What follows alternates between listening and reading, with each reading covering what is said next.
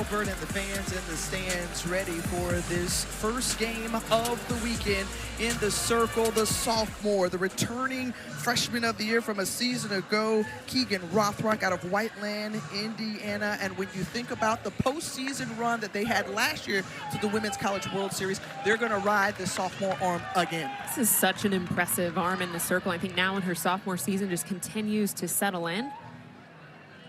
Loved getting a chance to chat with her yesterday about that evolution from freshman year to now.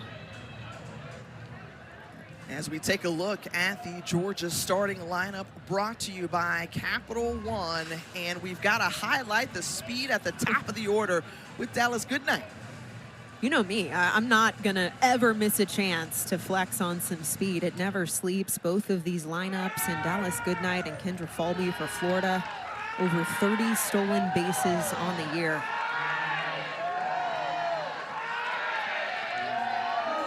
Dallas Goodnight won against this Florida Gator team. You think about Keegan Rothrock last weekend in that regional round. They had 3 run rule victories. Rothrock picking up 2 wins over the course of those 3 days. And we're underway, and Rothrock throws it in for ball 1. The Peach State native and Dallas Goodnight, second straight season as a second-team All-SEC selection. And you spoke of her speed and how it has been a game changer all season long, tied for 3rd most in stolen bases in the Southeastern Conference this season. And she fouls it back now, 1-2. This is who Georgia's going to face in the circle, a very seasoned arm in her sophomore year, a high spin rate. I mean, you're already seeing that floating rise ball. She can throw it on 2 levels. Has been working for that 3rd location of the rise.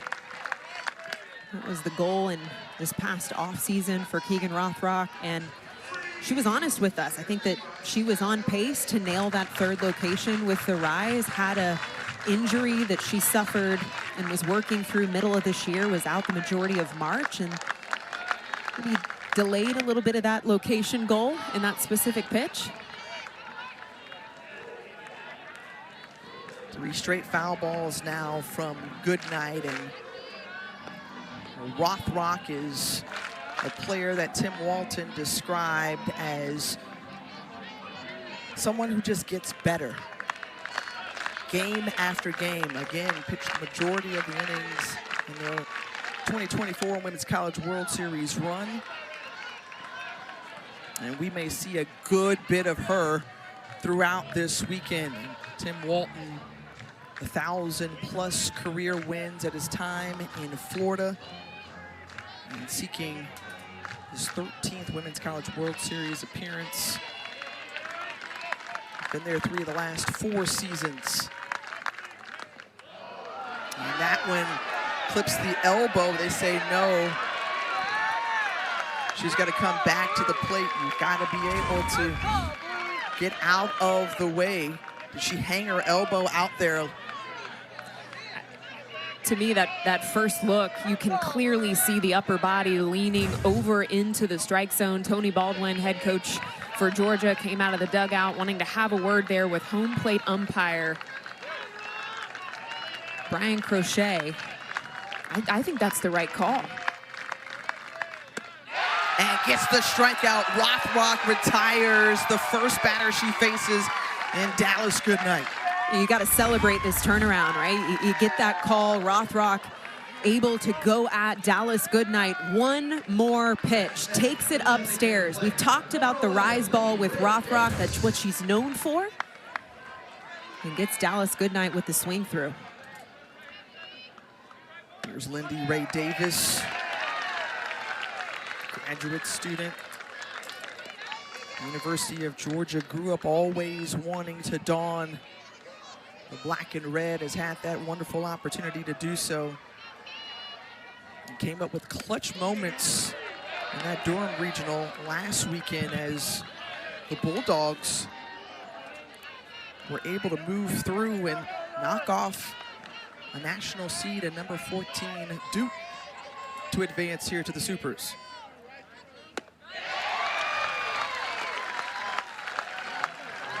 We are for sure in the era of the transfer portal. A lot of movement happening within our sport, but Lindy Ray Davis, an exception to that, was a recruit prior to the NCAA rule changing, committed to Georgia in 8th grade. And caught looking, so one swinging and one looking, and Keegan Rothrock already off to a fantastic start. You couldn't script a better start for this sophomore. That's the goal as a pitcher, right? You're wanting to establish and settle into that strike zone early, and Rothrock has been shaving the corners, has elevated the rise ball beautifully, and taking control here early against Georgia.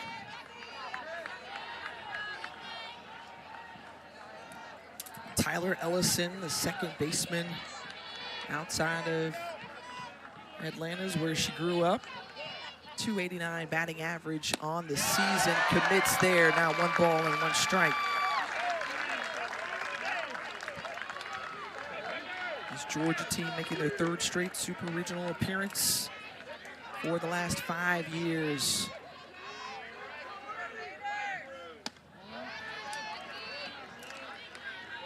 And for many coming into this tournament, they were unsure about what type of Georgia team would show up, but you know that the Dogs know how to rise to the occasion. Tony Baldwin has been a part of a lot of the success they've seen over the years, spent 9 seasons under Lou Harris-Champer, and then took over back in 2021. We spoke of the history, right, of this team specifically on this stage in Gainesville for a super regional win. And Ellison drives this one into the outfield. Taylor Shoemaker is there, and a 1, 2, 3 innings. So on the other side, we'll get a chance to see this Gator offense go to work. Regional round, 3 up, 3 down in the top half of the inning as the Gators coming up to bat. In the circle for the Georgia Bulldogs is Randy Rolling. The sophomore was literally that, rolling through the regional round with a pair of complete game wins last weekend in Durham. Yeah, between her and Lily Backus carrying the majority of the innings this season. 100 Ks on the year. Again, looking at those walk numbers, that's where this pitching staff is going to have to clean it up here in Gainesville. Well, taking a look at the Florida Gators starting lineup brought to you by Capital One. Yes, they can draw a lot of walks, but this young woman draws a lot of attention in Kendra Falby. Are we talking speed again? Yeah. How can you not? This is a recurring theme. It's at the top of the order, both of these squads. It's a formula that works. Not only can she hit for power, for average, but she's got 35 stolen bases, second in the SEC. 4th straight year that Falby is leading the team in hits. The senior outside of the Tampa area is ready to take the first pitch from Rolling, and she sees it go in for strike 1. Rolling, who we mentioned, was pivotal in that Game 7 last weekend. Let's take a look at that infield, pinched in to try and play against this speed. And this one popped up. Is it in playing position? It's off the net, so Falby will get another crack at it. And this is what makes defending Kendra Falby so hard. 2 home runs on the year, 8 doubles, 2 triples, but on the dirt, you have to pinch in. You have to play her tight to give yourself a chance for an out at first base. Just so much speed. And to that point, Aaron, too, I mean, this is what's made Kendra Falby so dangerous, is the fact that, yes, she came in as a slapper, but we watched that evolution, her ability to be able to swing away, to your point, a couple of home runs, but also doing an even better job protecting the plate here on 1-2. And Pincher get over to second base and lines out, 1 away. The defense in perfect position there as Tyler Ellison was ready to receive that one off the bat of Falby. Well, if you're curious why Lily Backus isn't in the circle, the senior for this staff, and why they went with Randy Rolling. I think for me, it comes down to the statistics. This is a lefty arm in the circle. Florida has statistically struggled against left-handed pitching all year. Looking at their splits, this is a Gator team that's hit .353 against right-handed arms and only .277 coming out of the left side of the body. The freshman Taylor Shoemaker, who you mentioned is having a phenomenal freshman campaign. Doesn't matter what side of the pitcher is coming from, she's been able to hit the ball exceptionally well. .387 on the season, and leading the team in plenty of offensive categories, including home runs with 21 on the season. And RBI, extra base hits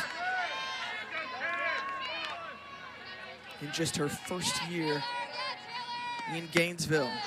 Taking that one inside. And also has the speed. I mean, she's right behind Kendra Falby, 18 stolen bases on the year. And if she's not hitting the ball out of the ballpark, she's wreaking havoc on the base paths.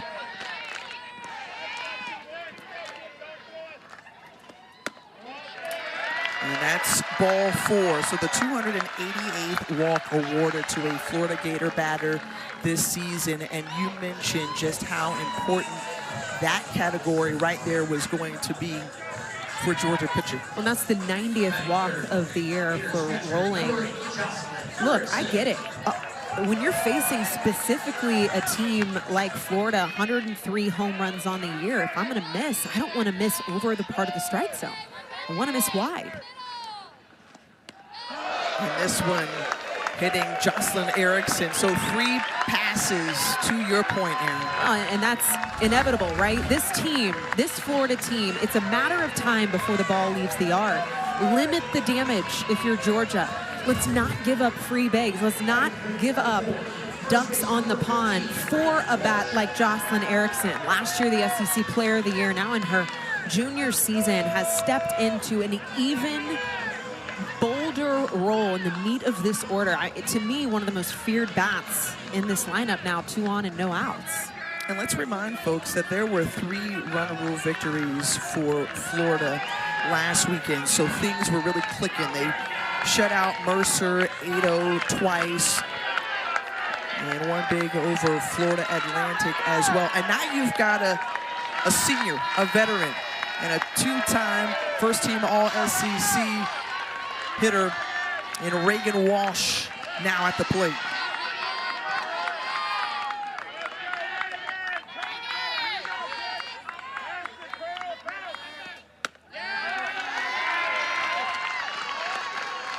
And Rolling still trying to figure out Brian Crochet's strike zone behind the plate.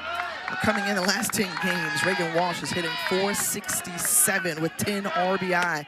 She's got a perfect opportunity here with Falby in scoring position and Jocelyn Erickson standing at first. We're going to see Chelsea Wilkinson trot out of the dugout along with JT D'Amico to talk to the defense. Wilkinson, who was an All-American pitcher at Georgia, led the Dogs to that 2016 Women's College World Series run. You started to talk about regional numbers, Tiffany. I think that this really puts it in perspective for Florida. Last weekend, a run rule, all 3 games, they outscored their opponents 30-6. Again, it's just a matter of time before this team puts runs up on the board. So how do you put yourself in a situation for the floodgates not to open? It's not giving up the free bases. You just have to limit the free passes in the circle. Well, after that conversation, let's see what Rolling comes back with. She's thrown 7 straight balls. And now make it 8. A 3-0 count with another hot hitter in Mia Williams, who's on deck. That one in there for a strike as Walsh was taken all the way. Not to be confused with Mua Williams, right, on the other side of this ball field. How many times are we going to get that mixed up? Oh, yeah. Yeah, I see it. Moa Williams sitting at third base for the Bulldogs. Reagan Walsh, senior year for this Batman. Been just an incredible journey to watch her strengthen her skill set here for the Gators. And described by head coach Walton, one of the best hitters on this team against ranked opponents. And this one sits sailing over the left field wall and beyond. On the roof, it's gone.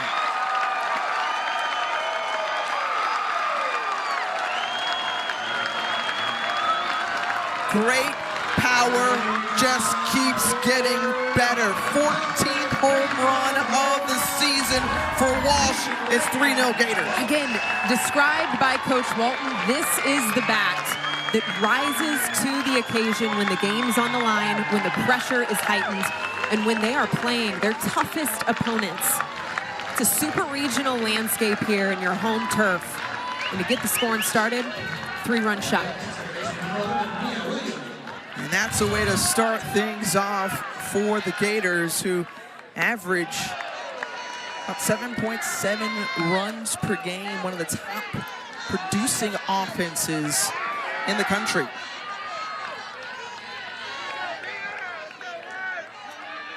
Now Mia Williams, the sophomore out of Windermere, Florida, just outside of Orlando.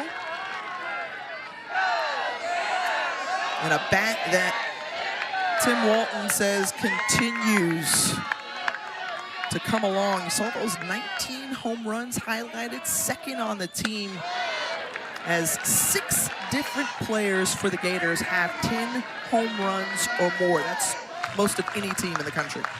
You know, last year, a conversation that Mia Williams and Tim Walton had was that she wanted to be more consistent in her sophomore year.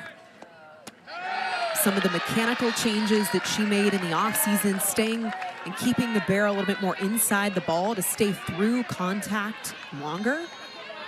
Barrel control, staying on a pitch through the zone. Well, a 343 year.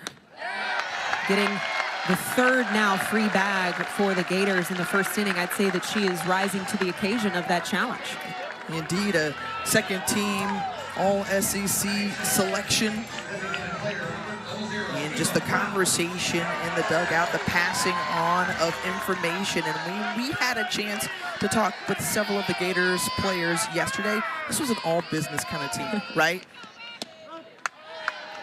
And they wanted to quickly erase what happened to them in the second round of the SEC tournament, falling to Ole Miss. Tim Walton said, you know what? We've got to do even more. We've got to make practice already tough and hard. We've got to do that little bit extra to be ready for these moments. They responded exceptionally well in the regional round and already coming out here strong for Supers. This is a squad that didn't let up. I mean, all week in preparing, they took Monday off after 3 run rule victories in regionals. Then they hit the ground running on Tuesday, had weights, had a regular practice, a lot of time in the cages. Wednesday, a full day of live at-bats, right? They hit their arms. Ava Brown sends this one into right field. Sarah Gordon is there. And now 2 outs in the inning. It's just interesting to hear how different coaches approach this week, whether they want to pull back the reins a little bit, allow their teams to recover the bodies, finish up school. A lot of these young women are finishing finals, preparing to either graduate or start another year of their career. But not Tim Walton. Just a well-oiled machine here. He went through the entire week with us that this is a formula that has worked for him. Why change it now? Semifinalist in the Women's College World Series a season ago, and then you've got a player like Corby Otis who's breathing a sigh of relief, graduated cum laude with a biology degree this month, SEC Scholar Athlete of the Year. And she's working with a 2-0 count. Rolling, readies for the pitch. High for ball 3. Otis, the senior out of Littleton, Colorado. First team All-American selection a season ago.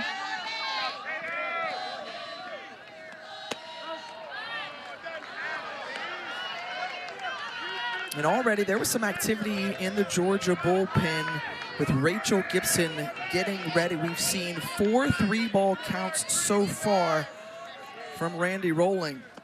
You mentioned the free passes. There is another third walk of the inning given up by Randy Rolling. Plus the hit by pitch. I mean, 4 free passes right now. We're just in the first. No matter who you're facing, that many free passes is going to come back to haunt you, specifically a team that has 103 home runs on the year. I mean, that's just a matter of time. Kinley Cahalan in her first season in a Gator uniform, coming over from Alabama. She's 2 for 5 in the regional round, and Cahalan, who is settled in comfortably with this Gator group, who's got a nice mixture of both senior and veteran leadership, along with some impactful freshmen, but she has been an impactful newcomer for this group.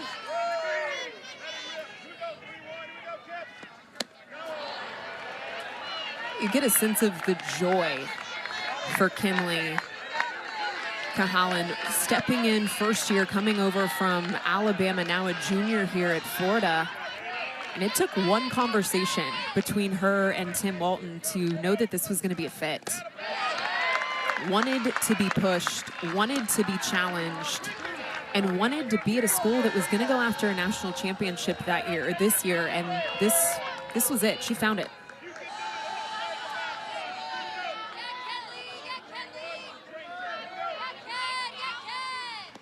On the 2-2 pitch, watches it outside. Now the count draws full. Off-speed curve for Rolling Tiffany. It just hasn't found the zone. And that's a pitch I think that has to be on for Randy Rolling to be her best. Already 35 pitches in the inning, 36 right there, but it strikes out Cahalan. So that ends the inning, but not before the Florida Gators, more specifically, Reagan Walsh goes to work, a 3-run bomb to put the Gators on top after one.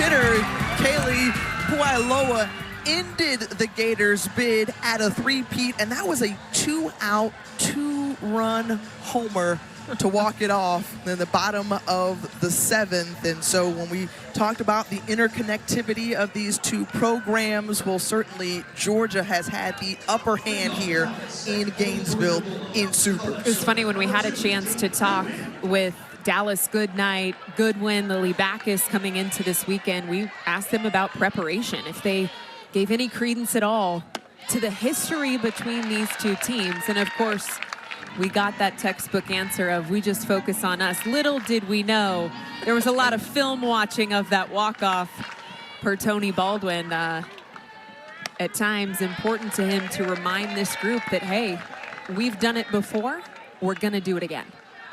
And he said, there's no sweat off of our backs, right? Like, they came into 2016 and understanding what was at stake for Florida, that pressure carried over to 2021 after the Gators had another great season. Mary Wilson, Vance shut things down, a couple of shutout victories here. And so they have full belief that they can do it again and have really drowned out the outside noise regarding what people are saying about this 2025 version of the Georgia Bulldogs. Can they do it? History says yes, and the belief of these players co-signs that. This is the 3rd straight super for Georgia, 14th all-time. They've been to the Women's College World Series 5 separate times. Well, they faced Florida 6 times in that run. And Jaden Goodwin goes down swinging.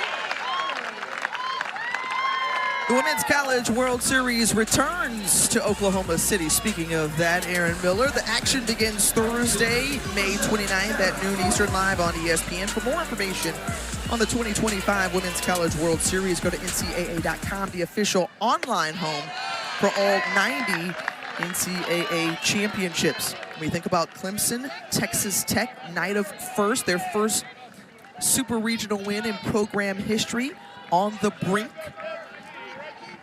of making it to OKC. Nigeri Kennedy, that complete game victory over Florida State. 2 hit the Seminoles, actually helped her cause with a solo shot as well. The $1 million arm.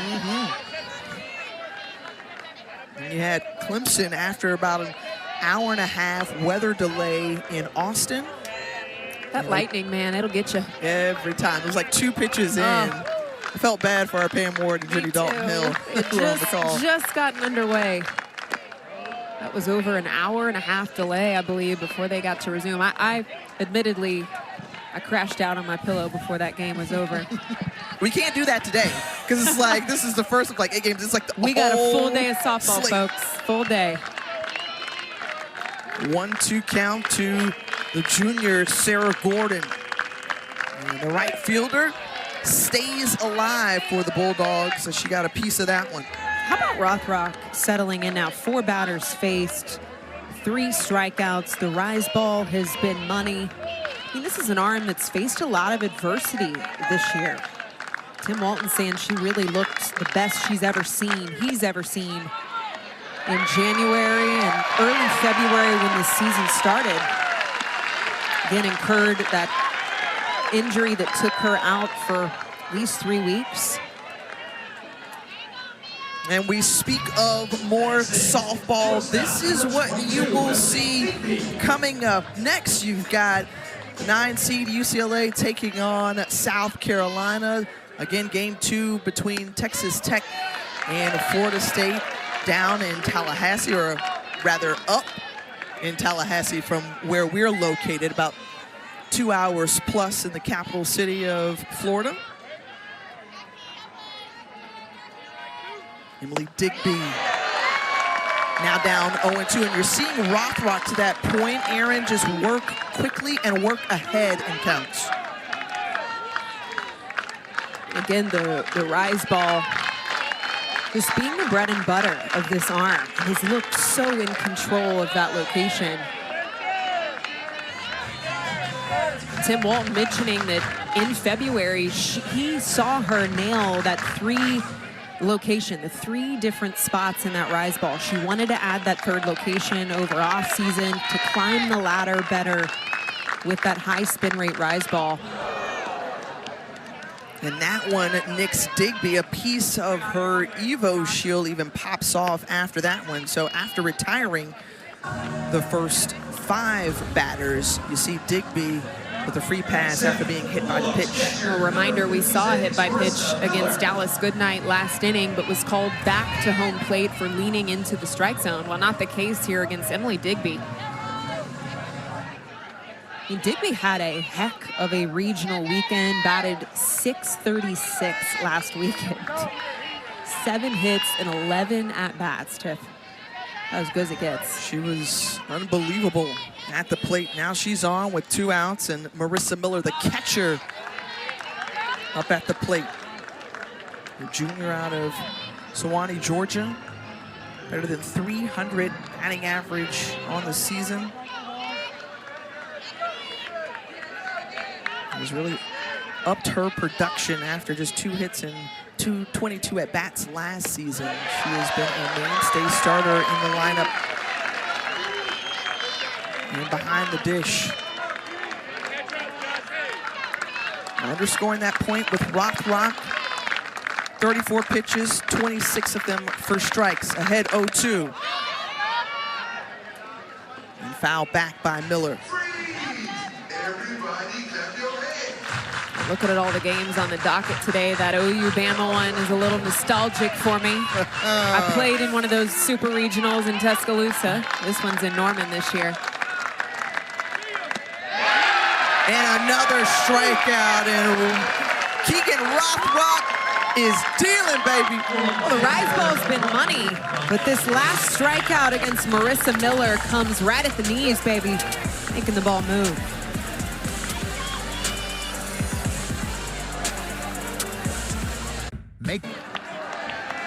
Think about the power of the SEC. You've got Oklahoma, who joined along with Texas last year. They're vying for a 5-peat. Is that a such thing as a 5-peat? It doesn't even sound real. No. But it is.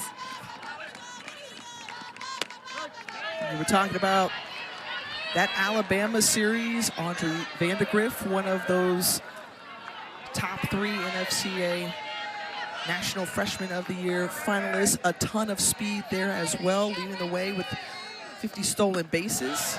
Well, the OU-Bama history, Tiffany, battling it out for the 2012 national title. That was the old rain dance storyline. Oh, yeah. We've heard that. Our very own Caleb Bro told me many a story about that. And we've got, obviously, the video evidence as well. I can remember playing in 2015 in Tuscaloosa, the OU-Bama Super, Marissa Runyon, a grand slam. They called her Home Runyon. I love the nicknames So that good. come about. Yeah. I mean, there's just so much history between those two teams. A natural fit there, as well as Riley Holtorf has been a natural fit here for the Gators, the shortstop who came over this season.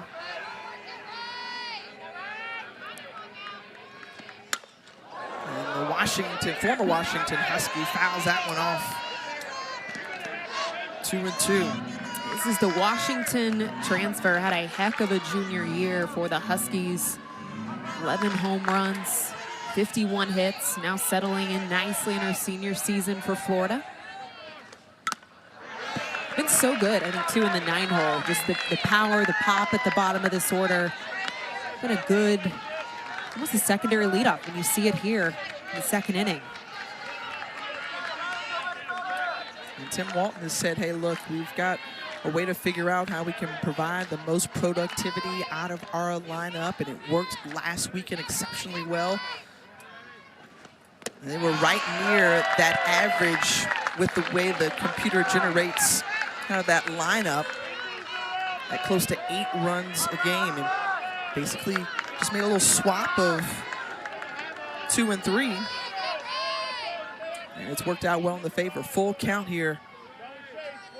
The payoff on the way, and it's Rolling who gets the strikeout. So she ended the inning with a strikeout, gets another here to start this inning. Well, here's this week's Sunday Night Baseball matchup, the series finale between Shohei Ohtani and Mookie Betts. The Dodgers taking on Pete Alonso, Juan Soto and company with the Mets, 7 Eastern on ESPN, ESPN Deportes, and ESPN Radio. Our coverage begins at 6 Eastern with Baseball Tonight, Sunday Night Countdown. Back to the top of the order with Kendra Falby, who lined out to second her first time up.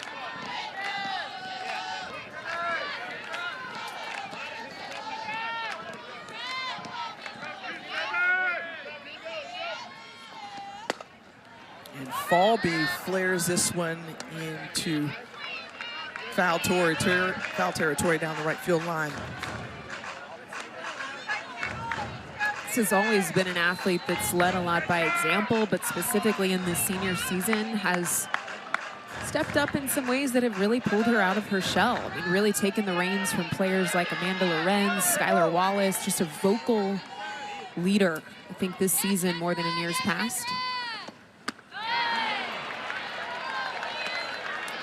Well out in front of that one now, 1-2. But I love that point because you think about a player like Skylar Wallace, who was such an emotional leader as well as one on the field. And how do you replace that? Well, Kendra Falby, Reagan Walsh, Jocelyn Erickson have all provided great leadership for this Gator group. You know, that swing right there, I think, is something that sticks out to me about Kendra Falby, specifically in her senior year. She has the ability to stand in and swing away, and per Tim Walton last year was the best mechanics he's seen out of her swing, the full cut. This year, challenging her to elevate that game of chopping and pounding the ball into the ground, getting the high bounce and using that speed. And this one lined out again, this time to Digby. So a line out to second and now a line out to short, and Falby is retired. Well, if there was one area that Georgia was willing to admit to us in scouting this Florida team that they had to do well, it was keeping Kendra Falby off the base paths. They've done it twice. And the freshman phenom, Taylor Shoemaker, back up at the plate.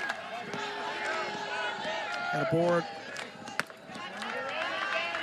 thanks to a walk last inning, and then scored her team high 71st run on that 3-run blast from Reagan Walsh.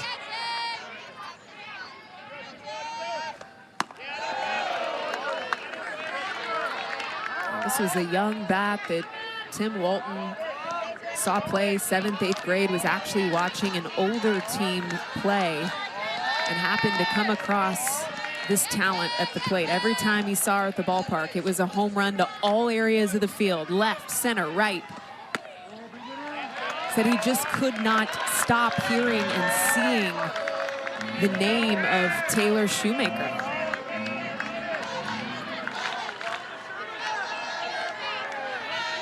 Out of Fullerton, California.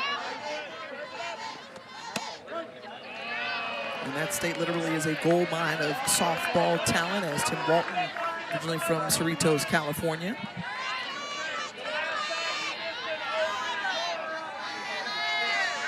Three balls, one strike to Shoemaker.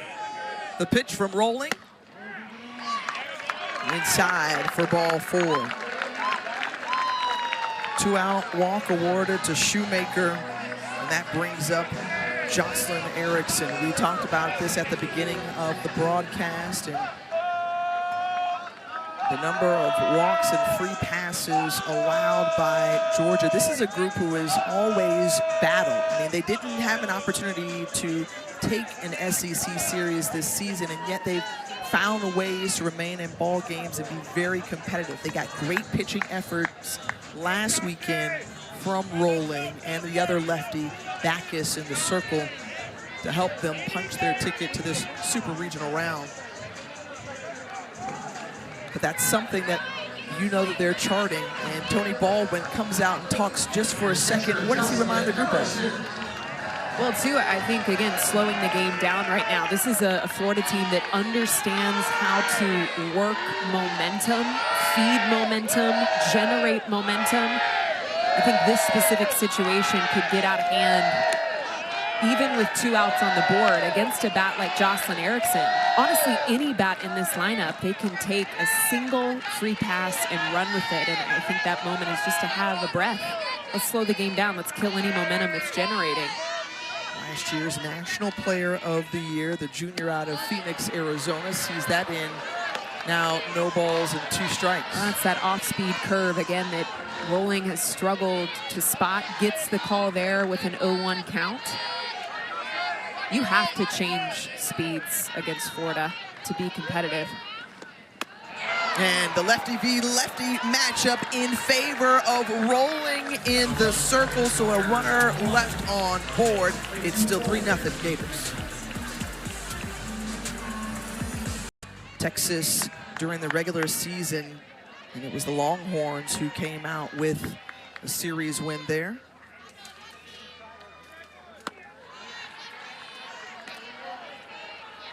Emma Castori, the 8-hole hitter, up to the plate now. The sophomore who has done a really nice job over the last month or so, according to our coach, Tony Baldwin, just in all facets of the game. And when you think about a player who was primarily used as a pinch runner last year, has taken advantage of her opportunities this season.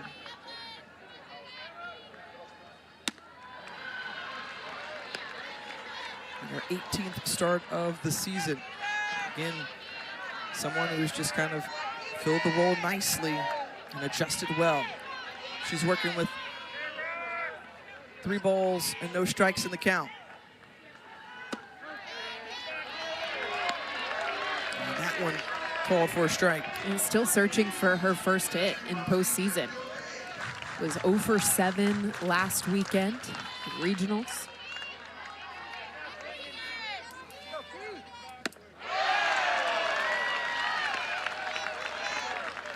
Swing and a miss, and now 3 balls and 2 strikes. Rothrock already with 4 strikeouts in the early part of this one. And it's Castori who flies out to right, 1 down.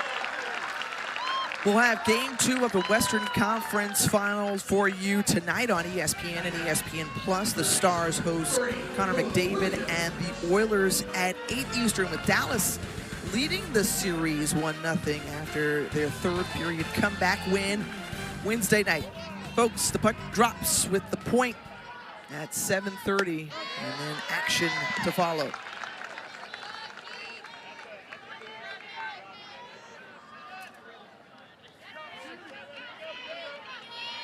Mua Williams, the 3rd baseman, who had 3 RBI in her NCAA tournament debut against Coastal Carolina.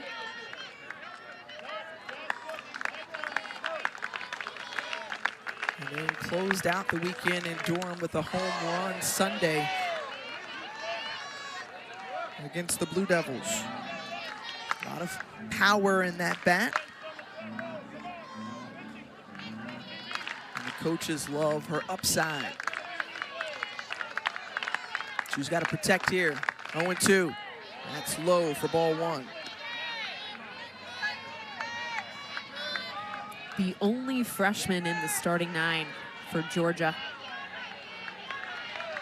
5 home runs on the year for Mua Williams.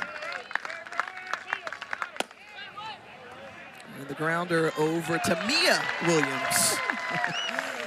And Mua is retired. Just got to be slow and intentional about saying That it. 1 letter difference. Yes. Gators always boasting a very solid defense to support their pitchers in the circle. Rothrock back to the top of the order with Dallas Goodnight. I mean, that ball foul, but you get a sense of that speed and the urgency that you have to play with defensively to face some legs like Goodnight. Coming into this program, Dallas Goodnight was clocked at 18-mile-an-hour top speed. Well, just last week ran her best time yet at 21 miles an hour. Wow. Woof. Wheels for days. I mean, speaking of that, you know, Tony Baldwin saying that this team, you always hear a weight coach say, we're going to get stronger throughout the season, and that not necessarily being the case, having to prioritize recovery. And well, this team has gotten stronger, hitting some of their best power and speed numbers just last week. Recovery numbers are at an all-time high. Strength numbers, PRs in the weight room, the speed, their sprint numbers. I mean, this team is peaking physically at the best time.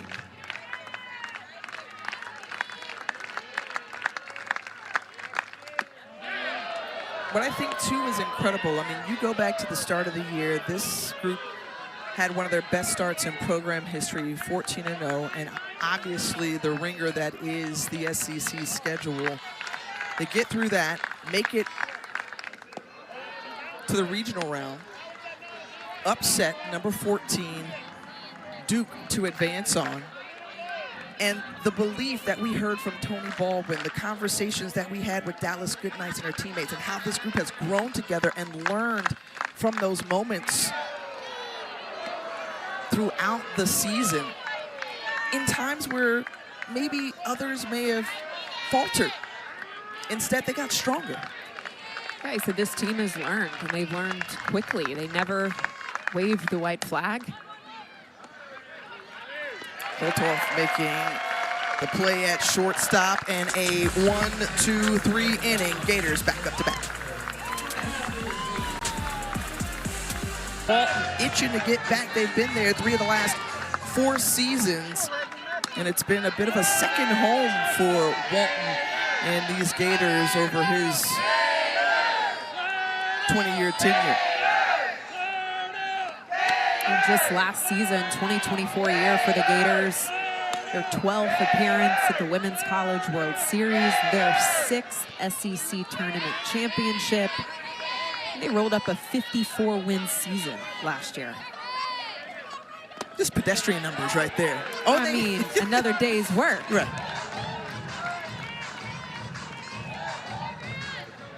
We came in, talked to you about this powerful Florida offense. Here are her career ranks for Reagan Walsh and what she's done in a Florida uniform throughout each of her seasons. It's been just so impressive, and obviously she caught everybody's attention back in the first inning with that 3-run home run to put up the only runs of the game. To me, the RBI numbers too really paint that picture of her being able to rise to the occasion in big moments when there are runners on, when the game is on the line, able to cash it in. And Walsh, after that home run in the first inning, retired here to start off bottom 3. Of course, we'll have an opportunity to hear from the Florida head man, Tim Walton, for the top of the 4th inning. And Walton, the success, the Hall of Famer, NFC Hall of Fame inductee last year. Mia Williams, first pitch swinging, flies out to center field, quickly 2 down. But the consistency of his programs and the standard that he's set ever since he touched foot here in Gainesville. The competitive offense always sticks out to me about Florida. This is a program that's known for their ability to produce at the plate in many different ways. Long ball speed, short game, gap-to-gap power. I mean, it's hard to find a hole in this offense. I think about a player like Lauren Hager, who reminds me a lot of Ava Brown, and the fact that they're tremendous two-way players. Hager going into the Gator Hall of Fame this year. Ava Brown, one of the hottest bats in the last 12 games for Florida, has just been on fire in the 6-hole for Florida.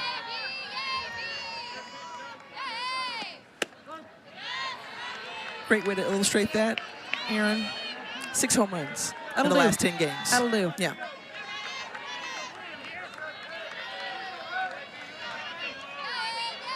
Two 2-1 count to Brown.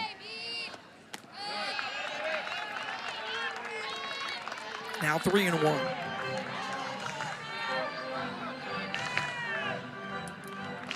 the phrase that Florida has rallied around all season long has been the term all for June.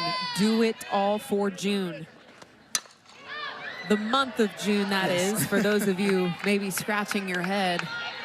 Women's College World Series will start next week, and they will crown a champion the first week of June. Yeah, the mayhem spills on over into June.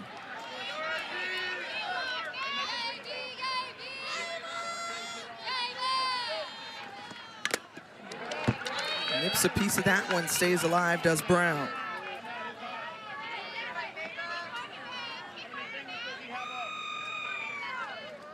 Smiles back there from Marissa Rolling as Marissa Miller and Rolling as they're having a quick conversation, that battery for the Bulldogs. And speaking of June, that was the answer of Tim Walton. Asked him about kind of his intuition of this team. I think this is a head coach, in my opinion, that really has a good intuition for this game. And he said, look, when we go, we go. If we punch our ticket to the Women's College World Series, we're liable to take this thing all the way. That's what my gut is telling me.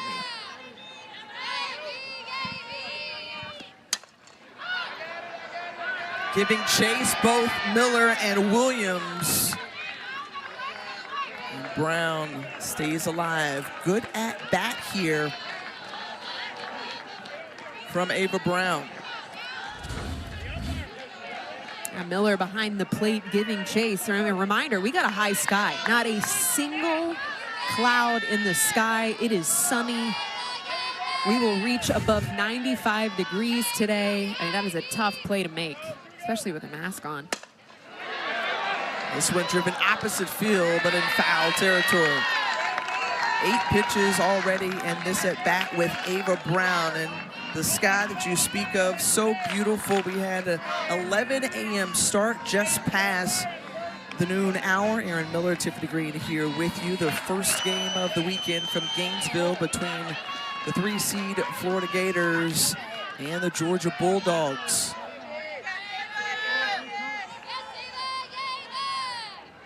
Third time meeting in the super regional round between these two programs. And Brown, this one deep into the hole at shortstop. Not going to be able to make a play in time. So the 2-out base hit for Ava Brown, and the Gators keep the inning going. Outside of that home run back in the first from Reagan Walsh, this is the first swing that gets another Gator on. Ava Brown sending this one deep past Emily Digby at shortstop, and it is deep enough to find her way at first base. Corby Otis now standing in.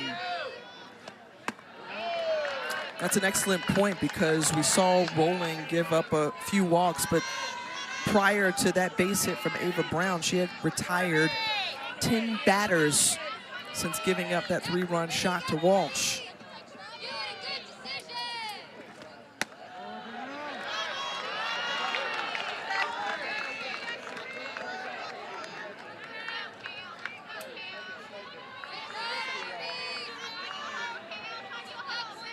Five free passes that Rolling has given up, 2 of those coming around to score.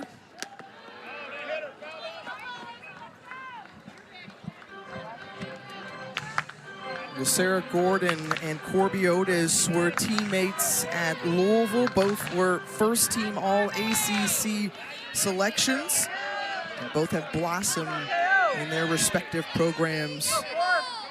Corby Otis sees that one in for strike 2.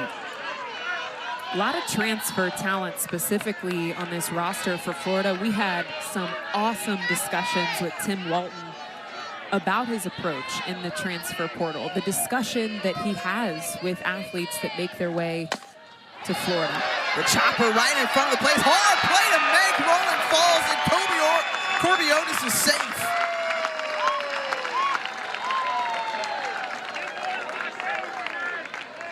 Back-to-back base hits for the Gators.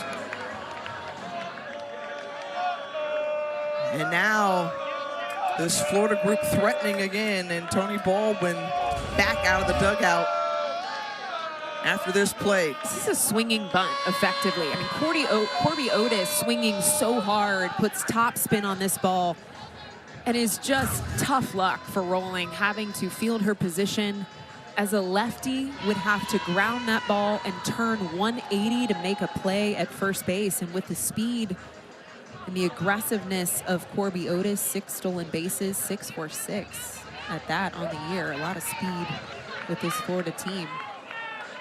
Applies some pressure defensively. I don't think there's going to be a change in the circle. Again, just Tony Baldwin taking a moment to slow down momentum. Keep in mind, these 2 head coaches are best friends.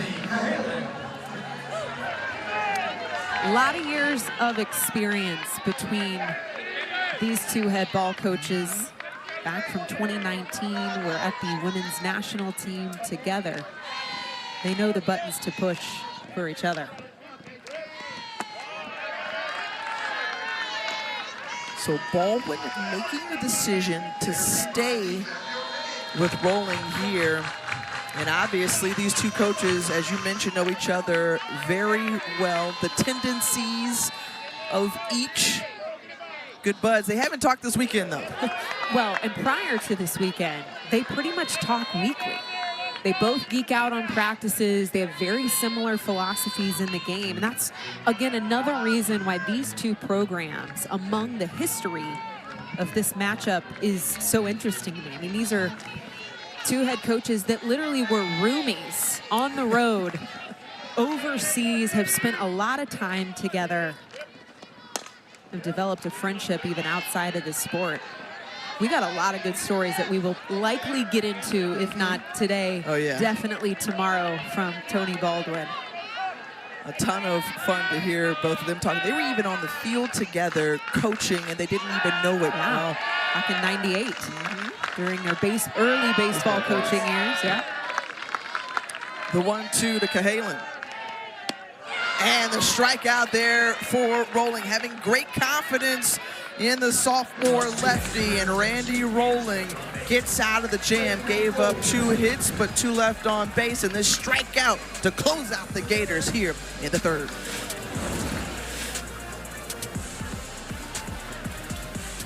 In Gainesville, the 3rd seed Florida Gators on top 3-0 as we welcome you back, and joining us now, Gator head coach Tim Walton. And coach, just in terms of what you have liked and have seen out of Keegan Rothrock in the circle and her efficiency. Yeah, really efficient. You know, being able to keep the lead-off batters off base, you know, is a key. You just got to do it. Got to keep doing that job, keeping their momentum in our dugout. Coach, it's been impressive just over the years to see how Reagan Walsh elevates in big moments. What is the magic for her to rise to those occasions? Yeah, I mean, she's doing what we recruited her to do. She came from a program that developed big hitters in big games, and she's done that her whole career. You know, one of our highest batting averages against top 25 opponents this season. And, you know, as the competition got, a little steeper through our league play, she got better and better and better, and almost hit, 400 for a right-handed power hitter. Is pretty good in our league. Thanks so much, Coach. We appreciate the time. Thank you, guys. Go Gators. He's so right. I mean, that's a bat that has continued to elevate her game in more ways than one.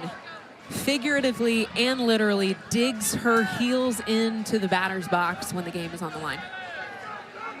And I know a lot of people around the country may be tired of hearing this sentiment. There were 32 teams last Sunday. 14 of them were out of the SEC. 9 have advanced on here to this super regional round. And one of the things that Tim Walton said after last weekend is like, hey, like each game, each weekend prepares you for postseason runs and tournaments like this, right? Just because of the gauntlet, the Iditarod, whatever you want to call it, the grind that is the SEC. It helps ready you for those moments so that you have plenty of opportunities to step up. As Lindy Ray Davis hits it over to Mia Williams, who falls to her knees, and the throw off the mark, and Lindy Ray Davis is safe. I will be shocked if this is not ruled an error at second base for Mia Williams. This is what looks to be a routine rollover ground ball, and I'm not sure if this was a trip of the shoelaces, a sliding on the dirt. I thought for a moment she'd recover, but the throw being wide and Reagan Walsh not having a play off that throw at first. That is going to be an error for Mia Williams at second base.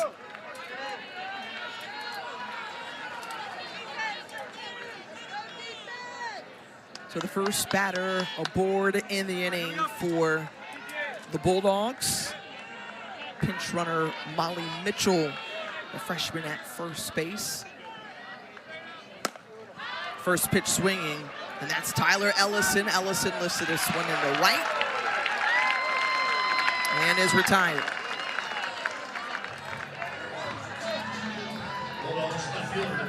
We mentioned the relationship that these two coaches have. We'll get a chance to talk some strategy with Tony Baldwin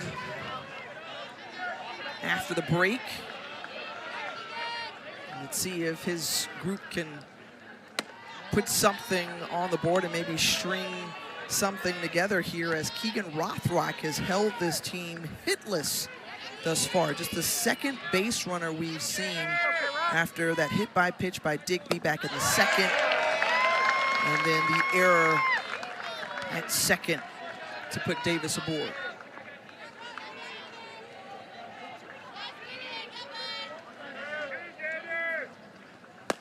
Jaden Goodwin swings at this one. Back in right field at the fence was Taylor Shoemaker, and a double play is made. Shoemaker was all the way at the fence, and hanging in the middle was Mitchell. This is why base running is so important. This double play just took Georgia out of what could have been a huge inning. What a throw from Taylor Shoemaker. Double play to end it all the way from the warning track, Tiff. This Bulldog team full of positivity and very much to what Coach Baldwin said, in striking distance and rolling, has really found a way to get these batters out for the Gators outside of that 3-run homer, a couple of base hits last inning, but she's done an excellent job, much like he saw her do last weekend in the regionals.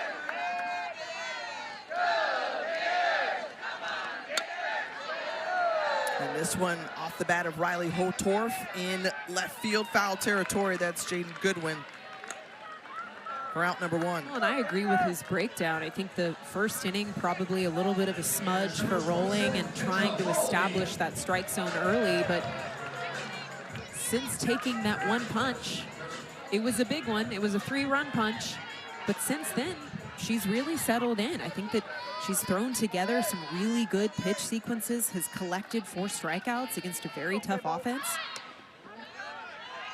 One of the things that Tony Baldwin mentioned to us is the need for the defense to really be strong around these arms as well. And they're going to get tested this weekend. This is a team that puts the ball in play and hard.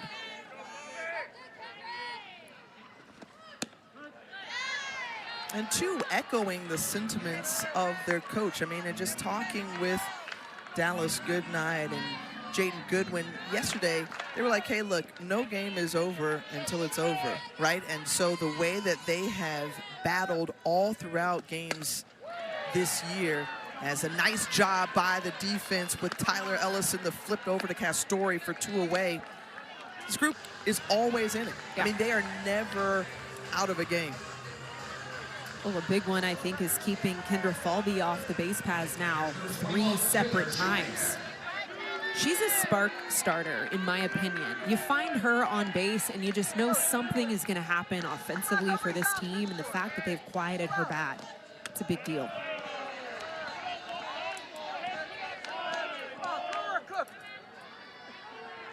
Shoemaker back at the plate. A couple of walks so far in this game.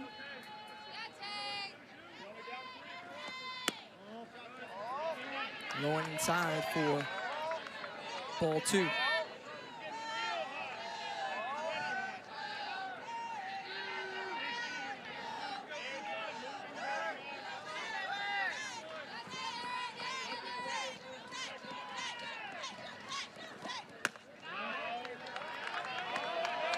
Ball 3, and was maybe the intentionality as we've watched Taylor Shoemaker see a lot of balls thrown her way and not a lot of appetizing pitches in the terms of strikes. Is that kind of the strategy or thought here? Is do you just try to keep it away from her as much as possible? I think, too, between Shoemaker and Jocelyn Erickson and then Reagan Walsh in the hole, those 3 bats, I'm going to be playing very conservative around the strike zone. If I'm missing wide. I'm not going to give anything over the plate to any 3 of these bats, but here's the danger. You don't pitch to Shoemaker, now all of a sudden you got to face Jocelyn Erickson. You pitch around Jocelyn Erickson, who has taken more walks this season. We asked her about that. You're not seeing as many pitches over the strike zone. She said, look, I have had to really become more patient this year, take what's being awarded and shrink down my ability to chase out of the zone. Hot shot over to Castori at first base, and it hit her glove, but Castori couldn't hang on.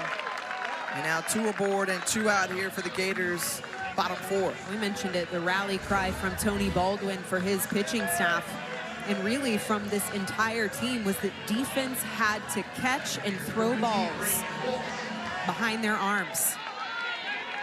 This is a play that's got to be made. ruled a single.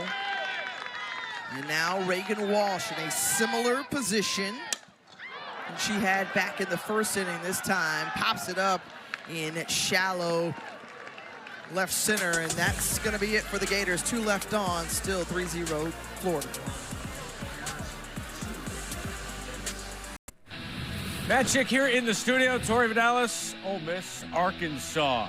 Game 1 of the Super. Leah Binford at it again. Binford spray in the field. She's been such a crucial part to this lineup here in the postseason for the Rebs. Her 3rd straight game of the home run, her 4th of the postseason. 1-0 Ole Miss.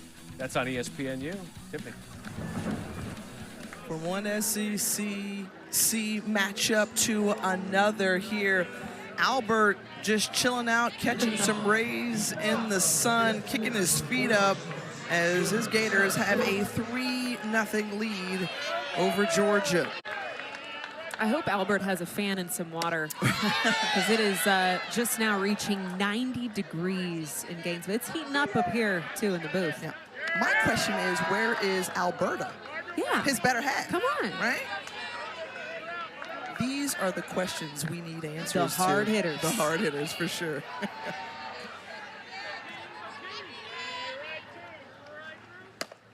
Sarah Gordon, Emily Digby, Marissa Miller due up here as Otis retires Gordon.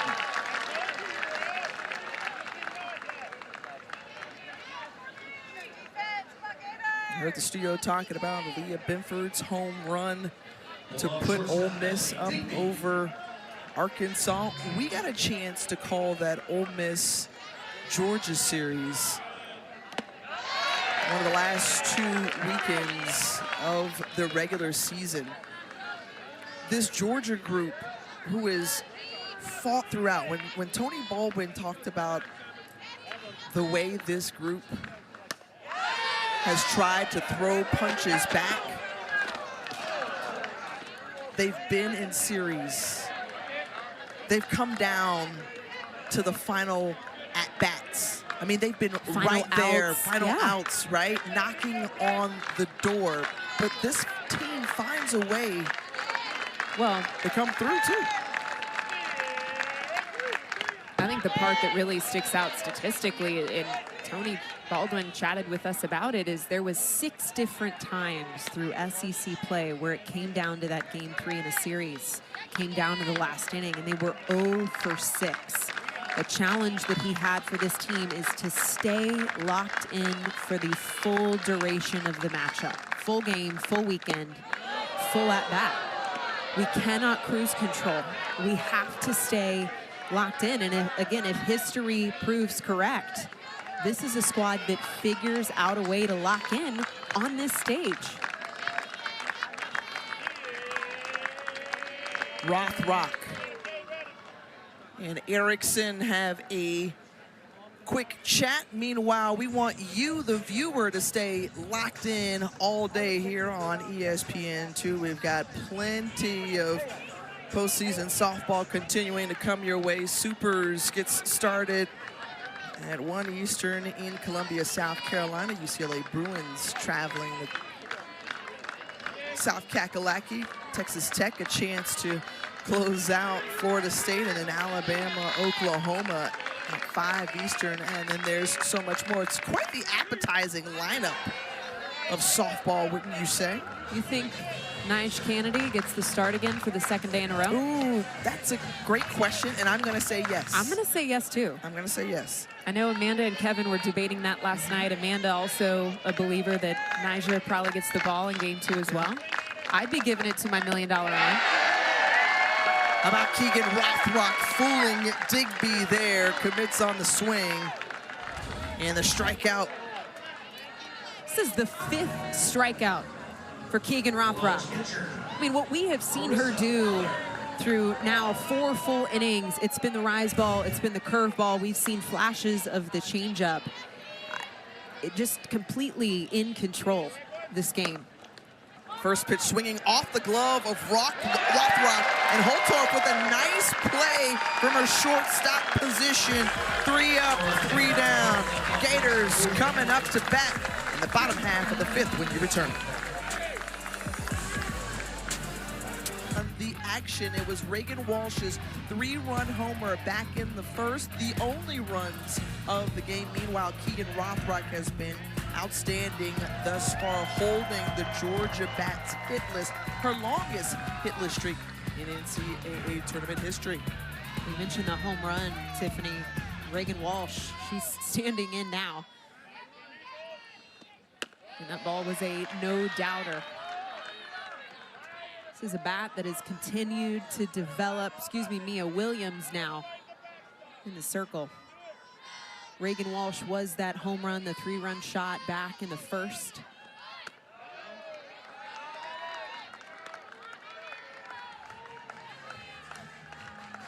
So it's Williams, Brown, Otis due up. Both Brown and Otis had back-to-back singles in the third. But hits overall, pretty tough to come by.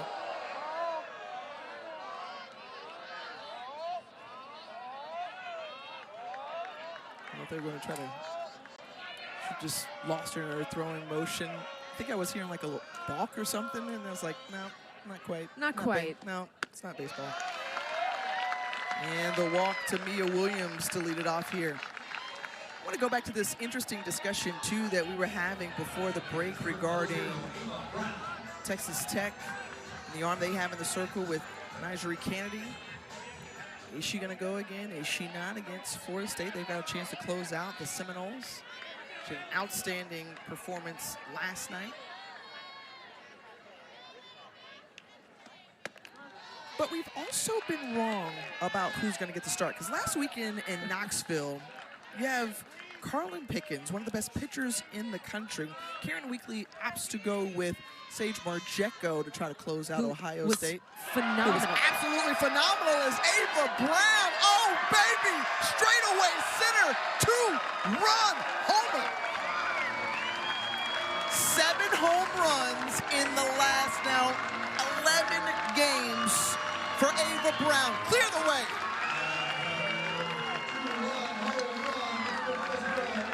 And that's her 11th home run of the year. And again, 7 of those coming in the last 11 games. You want to get hot at the right time. You hear that all over the nation, peak at the right time. Well, if there is someone in this Florida lineup that has taken that to heart, it is Ava Brown in the 6th hole. My goodness, deepest part of the field. She knew it as soon as it left the bat. So all 5 Gator runs have come by way of long balls. It's been the free passes, though, Tiffany, that have come before those shots. It is a matter of time before Florida leaves the yard. The goal to limit that damage is to not give up free passes, and that has been the Achilles heel for Georgia all year long. 6 walks in this game for Rolling, and to your point, Aaron, we came on air talking about they're one of the top 20 teams in the country in terms of walks allowed. They have 219 coming in, and they ain't half a dozen to that so far in this game. I mean, we've covered Georgia earlier this year. You mentioned at the Ole Miss series, we covered game 1. Now, I hope you're listening to these numbers. There was 22 walks that game and 32 runs scored. That was almost a 4-hour game. And this one well hit in the center field. Good night is there in the first out of the inning. Otis is retired. A long game indeed, you are correct. But, you know, Tony Baldwin actually recalled that weekend because we talked about it. Eye-popping numbers, a lot of free passes giving up. But he said it was actually that weekend that we turned a corner. Chelsea Wilkinson, pitching coach here at Georgia, worked a lot with their arms, worked some different rhythm, flow in the circle so that they could feel a little bit more in control. Here's the freshman Layla Lamar out of Cary, North Carolina, daughter of Duke head coach Marissa Young.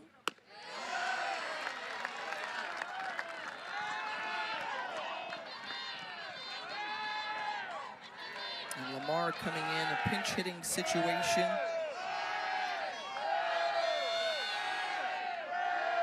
4 hits on the season, just her 18th at bat of the 2025 campaign.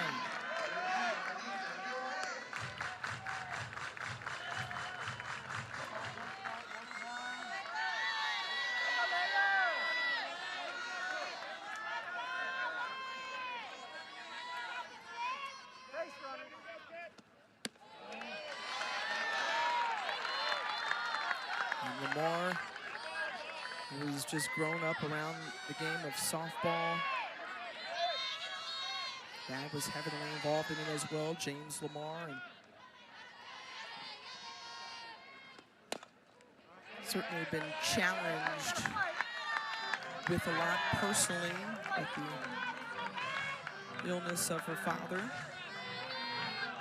But just a terrific family. Such Terrific people, right? It's such a great piece. Amanda Scarborough going down to Duke, doing a special on this family and just the journey that they've taken. The resiliency, the heart, the love that this family has for each other and through sport.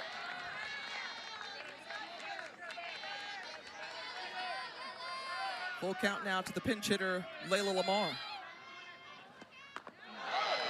And this one hits her, so a free pass there.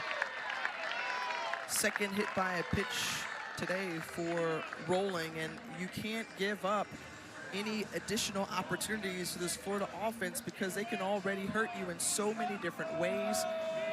You see 6th best in home runs. They hit 2 this season, or rather 2 in this game, 95 stolen bases. And the combination of power and speed has been so impressive. Well, after that last hit by pitch from Randy Rolling, Tony Baldwin opts to make a change in the circle.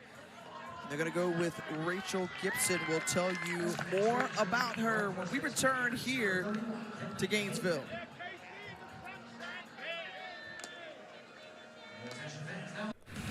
Matt Schick, Jenny Ritter in the studio. Ole Miss, Arkansas, Kaylee Wyckoff, liftoff. Well, Bree Ellis and Courtney Day have the bigger home run numbers, so they draw 2 walks ahead of her, but that leaves room for Kaylee Wyckoff. Her 7th home run of the season was a big one. 12 runs batted in her last 5 games. That's over on ESPNU. All right, thanks so much. And a new pitcher in the circle for the Georgia Bulldogs is the senior Rachel Gibson getting the ball now. You see her numbers on the season. She had 1 inning last weekend in Durham. She comes in relief for Randy Rolling, who started off this game in 4 1/3 innings. Gave up 5 hits. Those 5 earned runs coming off of 2 homers from Gators bats. So Riley Holtorf, the shortstop now. 1 ball and 1 strike. That one in there for ball 2. That's the off-speed pitch out of the hand of Gibson. I'll tell you, don't be shocked if you see 6 back-to-back changeups. That is what she is known to do.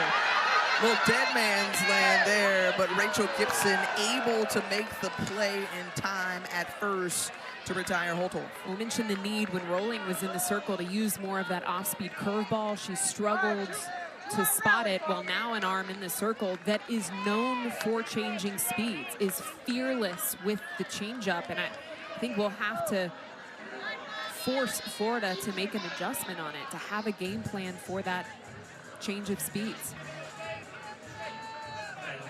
Speaking of changing balls there in the circle, as Rachel Gibson requesting a new set. You know, some arms, some pitchers can be picky about the feel of a ball. If I had the ball in my hand every single play, I would probably be a little picky too. But you also said you didn't want to ever be a pitcher. No, Because I could not. of why?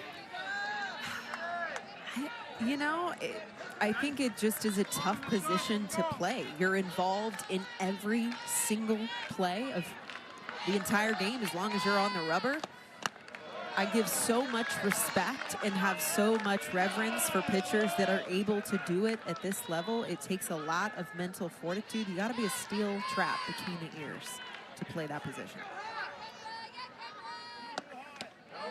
This time facing Kendra Falby is Rachel Gibson. She's behind the count. 2 balls and no strikes. And you mentioned earlier just the way this Georgia defense has played Falby thus far today.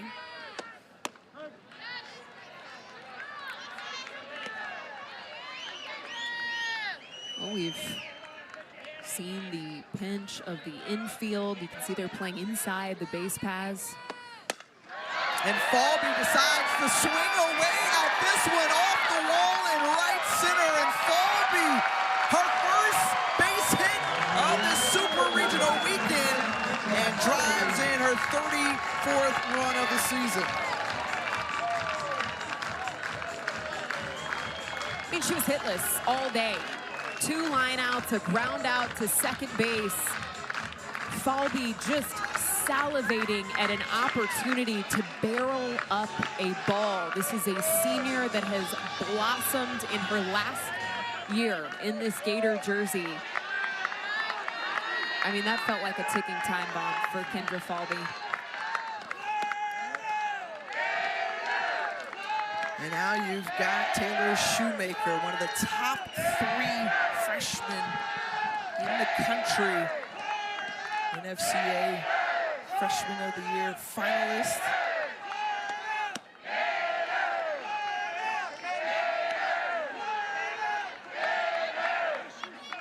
Three walks on the afternoon for Shoemaker, the top RBI producer for the Gators and one of the top in the country.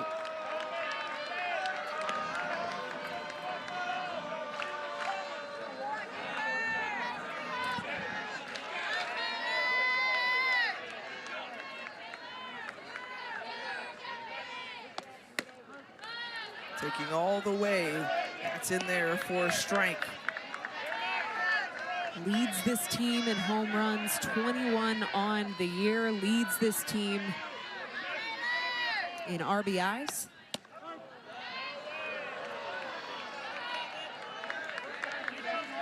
Now full count, she had 7 ribbies last weekend in that regional round, and their 3 run rule victories here at home. For Tim Walton, I mean, this is a young bat that reminds him a lot, especially in just terms of habits, of Amanda Lorenz, one of the best left-handed swingers to come through this university. Loves to hit, doesn't necessarily have a plan, but just swings hard.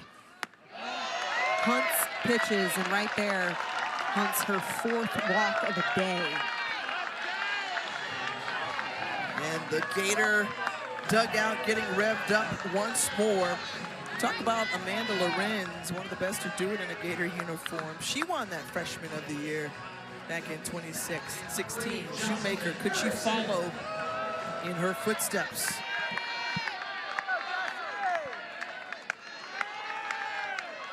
With Gibson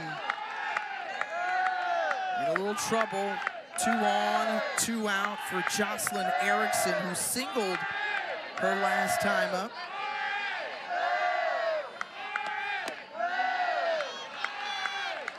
Her offensive numbers were staggering last year. This year, you said she's had to be a lot more patient. She's seen a lot more pitches thrown for balls. She's walked a number of times throughout the season. But when you mention the name Jocelyn Erickson, Tim Walton immediately says, oh yeah, she's got that it factor.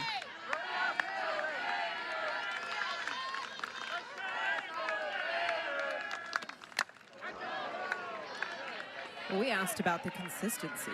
I mean, what has allowed you to step into patience? What has allowed you to take the free bases, to consistently put up these types of numbers? And she gave us, I think, some unexpected answers, some answers that I really connected with. She journals more this year. She's focusing on breathing more in games, calming down her mind, her eyes, her body. I mean, really zeroing in on where her feet are.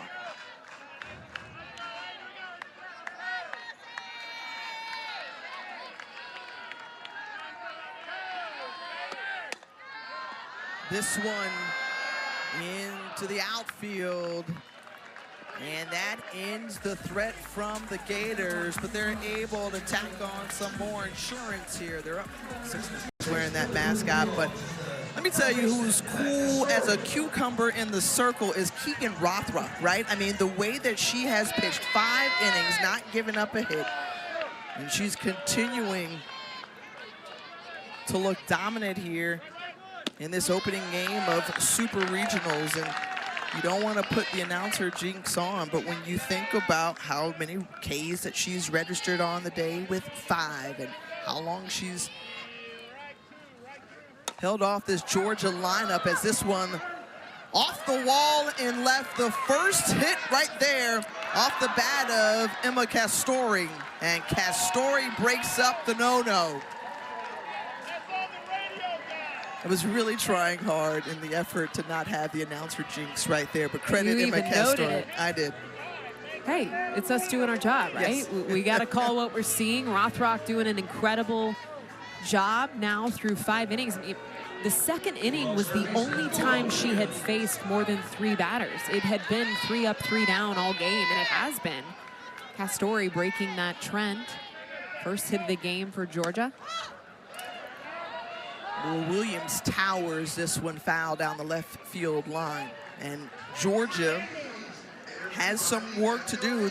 It's cut out for them, sure, down by 6 runs and only 6 outs remaining for the Bulldogs.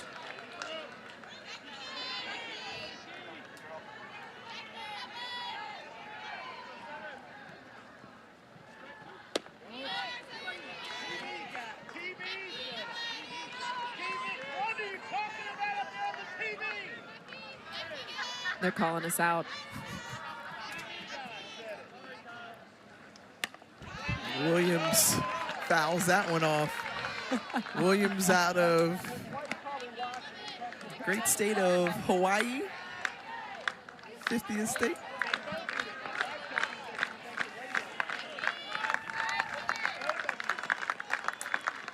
The 1-2 from Rothrock. And Williams swinging away. The youngest of 8 children also participated in paddling in Hawaii. I mean, you've got to take advantage of that beautiful Pacific Ocean when you're out there at home. The 1-2 was bounced across from Rothrock. The upper body strength that would require. The mind-body connection, how that's translated for her now on the softball field.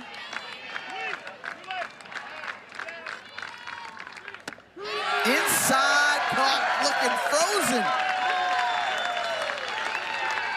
And Rothrock does it here, 6th K of the game. And just so well placed. That is an elite screwball, challenging under the hands of Mua Williams. Catches are looking. The way she tunnels that pitch too, Tiffany, I mean, that to a batter looks like it's going to be up and out of the zone. It's the same spin, it's the same release of the rise ball that can come up over the letters for a ball, and the fact that she tunnels that pitch right under the hands of Williams. And Rothrock is just so good at that. Swing and a miss there. They try to get the snap throw to second base, and Castori slides back safely.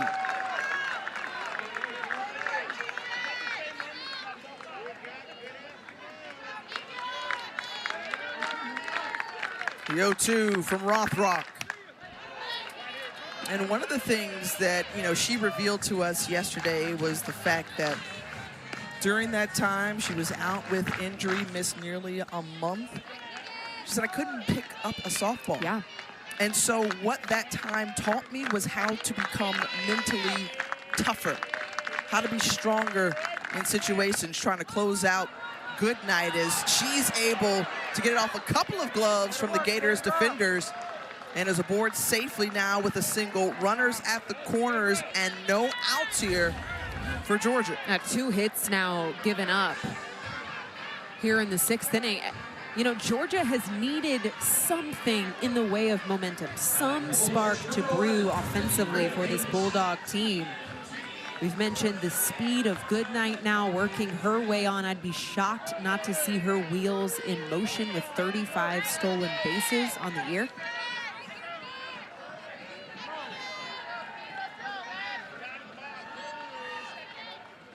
Here's Lindy Ray Davis, who we mentioned earlier was clutch in the regional round. Had a couple of game-tying base hits. Produced a handful of RBI over the weekend.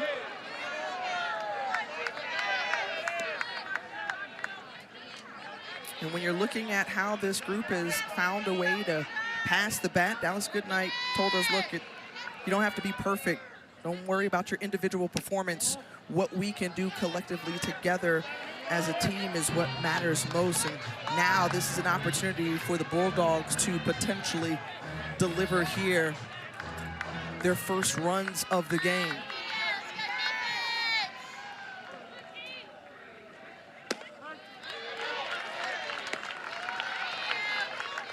Again, before the NCAA rule was changed, Lindy Ray Davis, an early commit during that 8th grade year, has been now at Georgia a loyal Bulldog through COVID, through changes of this staff, changes of this roster, updates with the new stadium.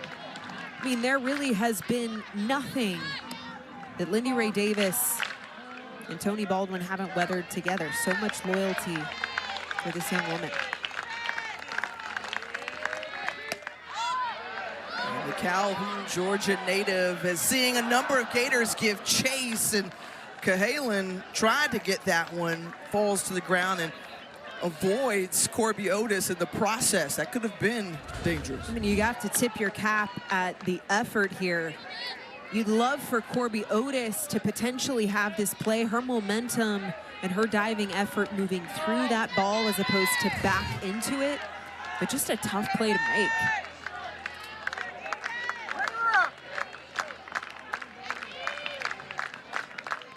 The 3-2 to Davis. Just gets a piece of that one. Yeah, Davis just waving at that pitch, trying to give herself another shot to stand in.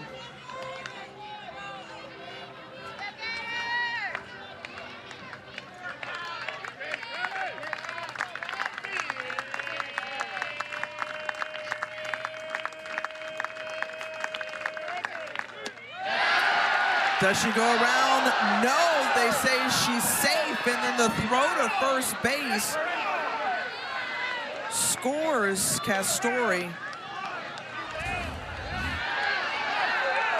Well, let's see here.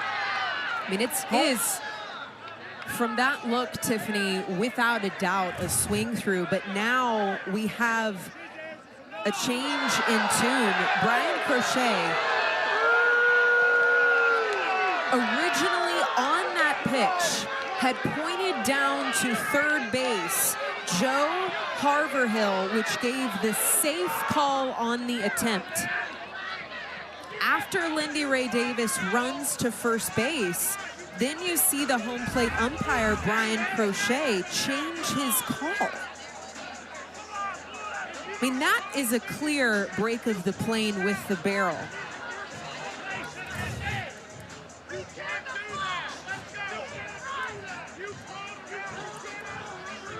If it was indeed a walk, then Castori, who was at third, would need to return.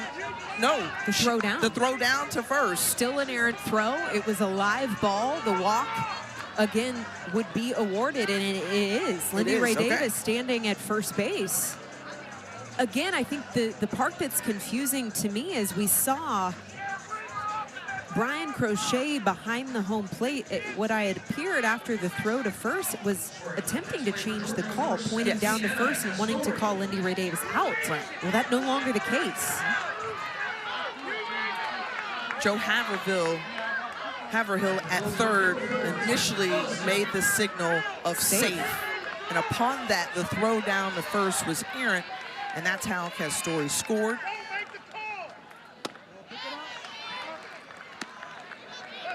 Lot to break down there, Tiff. Ultimately, though, Georgia, with its first run up on the board, less than 2 outs, a big momentum opportunity here for the Bulldogs.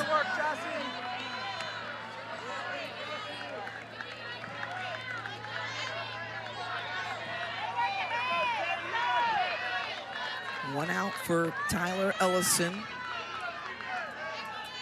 who's flied out to right a couple times already against Rothrock. And a tough break there for Rothrock, who hadn't had a walk all game. Ends up giving that walk then to Lindy Ray Davis on what looks like, per our vantage point and replay, should have been a strikeout.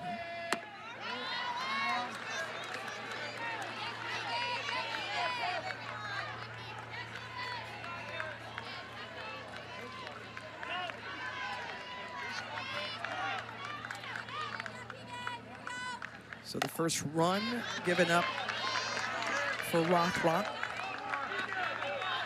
on that walk and error.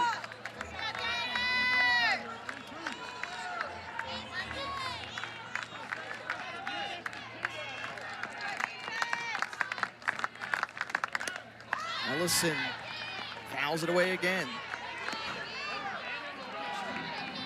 Yeah, looking at my list of the plays that can be reviewable, the pitched balls at the plate, a swing attempt not being listed as one of those that can be reviewed.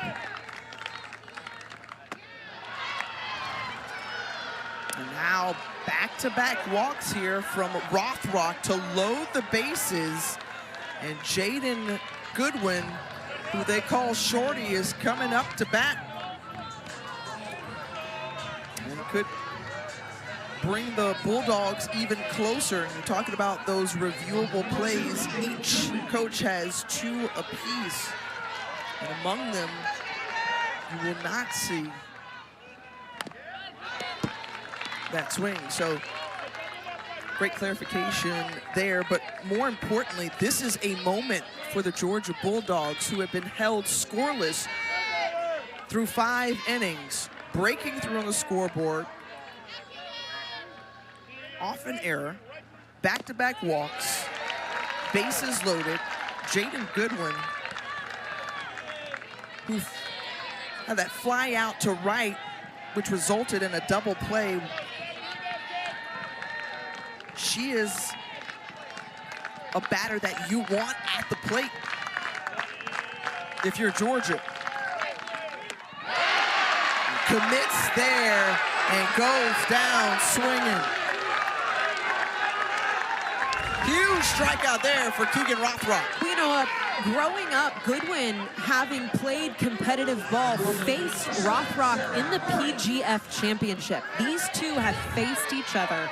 Rothrock knowing exactly where to go against Goodwin. History abounds all over the field, whether it's former teammates, now playing on opposing sides, or facing off in travel ball, coaches, having worked together before. And of course, Georgia playing spoiler the last 2 super regionals that they faced off against the Gators here in Gainesville. Sarah Gordon returning to some roots, made some swing changes this year.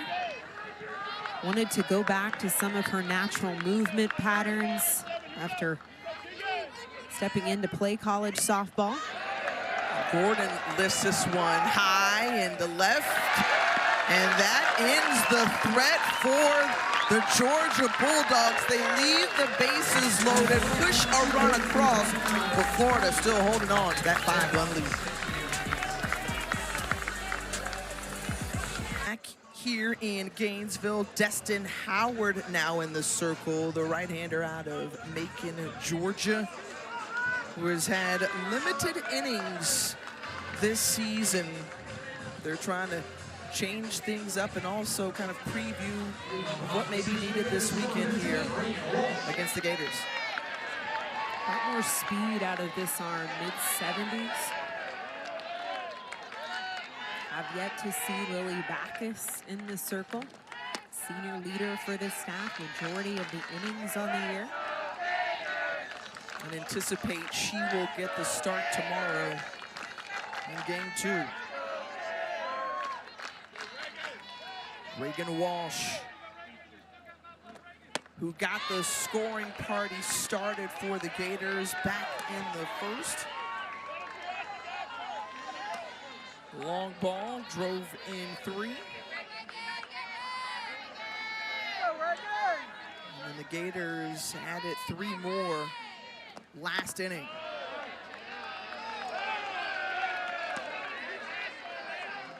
There's some very rowdy Florida fans near our field mics, which I'm just loving eavesdropping on the conversation in the stands. They're rowdy reptiles. This one playable in foul territory, and the diving grab from Emily Digby all the way from her shortstop position to make the sliding grab. That is the 3rd fly out to shortstop, although this was not collected at the position of shortstop. This is up the left field line, and the diving effort from Emily Digby, my goodness, show some range off, chick. Wow.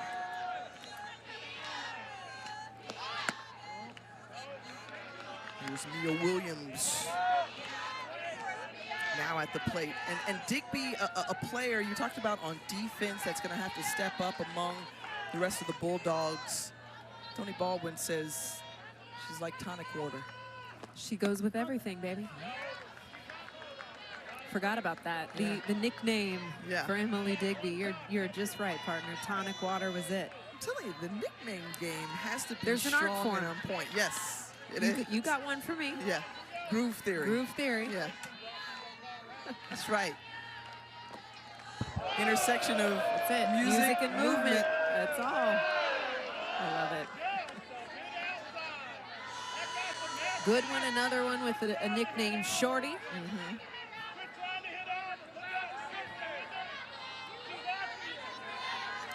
And those passionate fans you were just talking about, you could hear a little bit right there. After that pitch, 2-1, and now it's 2 balls, 2 strikes. Another one of those nicknames Tim Walton had for Tony Baldwin, the Room Dog. That's my Room Dog. The Roomies on their travels together at the national women's team level. Traveled the world together. France, Chile. But it was Birmingham. It was Birmingham where they were bonded. roomies. Yeah, in an old school dorm. That's it. All right. He said it was a race to the finish line of who could get to sleep first. Both of us snoring in the room together. On the 3-2 pitch, Mia Williams drives it into left, and she's retired.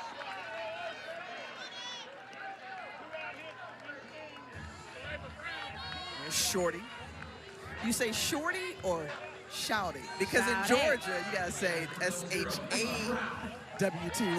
Well, per Tony Baldwin, he says, Shorty's my girl.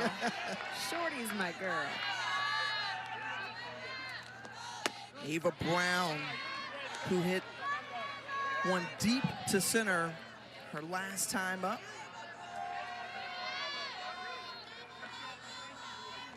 Two-run homer from Ava Brown, who continues her hot hitting throughout last weekend and now.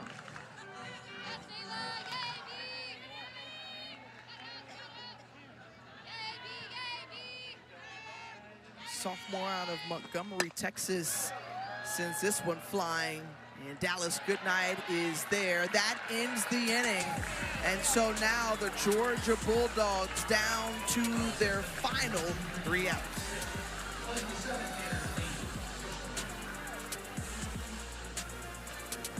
for the Gators here in Gainesville. A 6-1 lead for the 3 seed as Georgia down to their final outs. Emily Digby, Marissa Miller, and Emma Castori due up for the Bulldogs.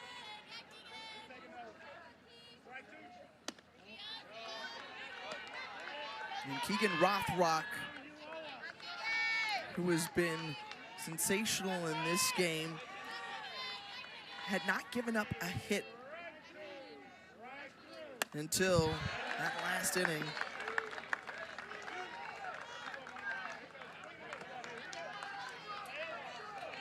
And the lone run allowed by the sophomore. Remember, this was the arm that powered the Gators to that Women's College World Series run a season ago. And she wants to keep on dealing for hopes and another opportunity at what would be the 13th Women's College World Series for the Gators if they're able to come out victorious this weekend.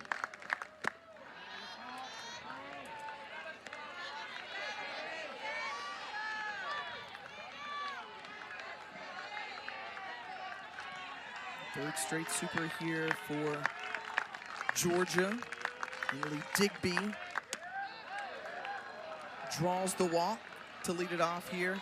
Top 7. I mean, what was no walks through 5 innings, gives up 2 free bags in the 6th, and now a leadoff walk.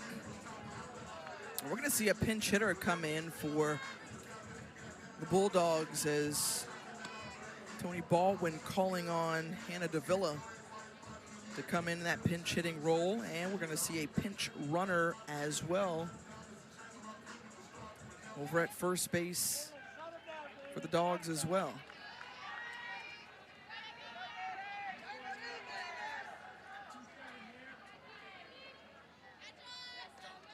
So Hannah Davila, the sophomore out of Flossmoor, Illinois, a player who has really gained a greater respect from her teammates, and talking with Goodnight and Shorty. And they say, hey, look, the pinch hitting role is among the hardest that you'll have in the game of softball.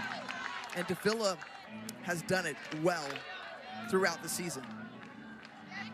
Well, we talked about this role, coming off the bench, having to be plugged in and engaged in this game, to know what you're going to see out of the hand of Rothrock, to have a plan in the box, to keep the body warm, to just understand the touch, the feel of what's developed through 6 innings. It is a tough call to come off that bench, to step in for the first time, and to take advantage of an opportunity. Our first career double coming in that leadoff spot last weekend against Duke in that decisive Game 7. Scoring the tying run to force extras against the Blue Devils, as we're seeing time in the circle, and the athletic trainer coming out to provide some new tape on the finger of Keegan Rothrock. That's okay, she said, just roll it up as tight as you need to. Another reason I could never be a pitcher is just the constant work on those fingertips.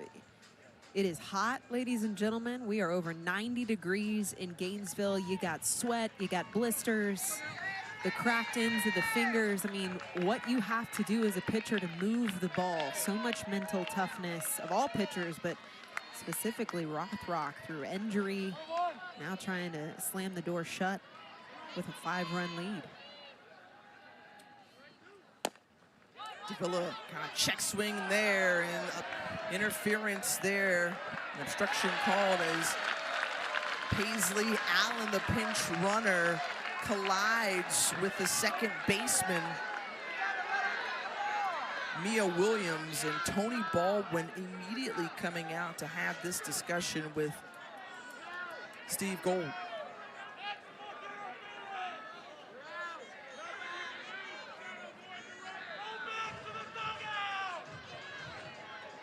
Yeah, just reading some body language, reading some lips here. I think Tony Baldwin making the case or having the discussion of whether Mia Williams at second base, actually seeking out the runner, almost a push of the hands. We'll get a good look at it here.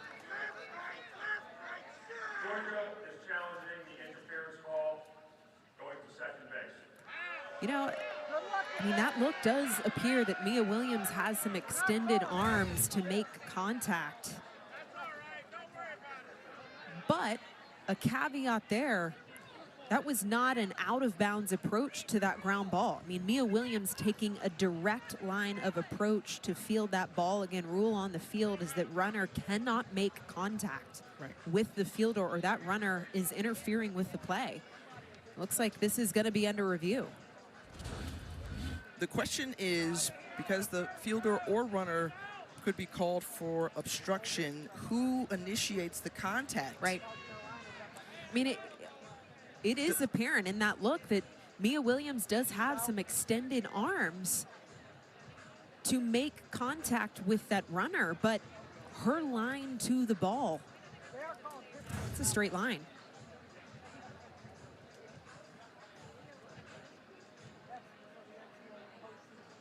Yeah, if the fielder is at fault, this would result in a warning to Mia Williams.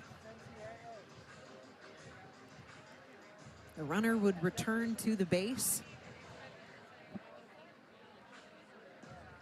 You knew as soon as it happened, Tony Baldwin was going to spin one of his two challenges to review this, and so they're taking a look at it as they're reviewing it up in Pittsburgh as well. Well, you got to know, if you're Allen, pinch runner coming in, I mean, she never pulled her eyes up to see where that ball was hit. You've got to make an attempt to get out of the way of that play. I mean, there was just no hold up. After review, the call has been upheld. It is interference. Georgia has been challenged first. So Tony Baldwin, you see his reaction to the call being upheld. Another look at it here. Yeah, the eyes of Allen, I mean, never pulled up the helmet to see where that ball was, where it was headed. Had all the opportunity in the world to put on the brakes and get outside of that contact. So one out, one on. As that one caught in foul territory for Reagan Walsh. And Walsh retires Castori. 1 out remaining. Off the end of the bat of Castori. Just out in front, an off-speed pitch from Rothrock. What a game from this sophomore arm, Tiffany. You asked the efficiency question to Tim Walton back in the 4th. He mentioned the getting ahead, establishing the strike zone early. That's exactly what Keegan Rothrock has done here in game 1.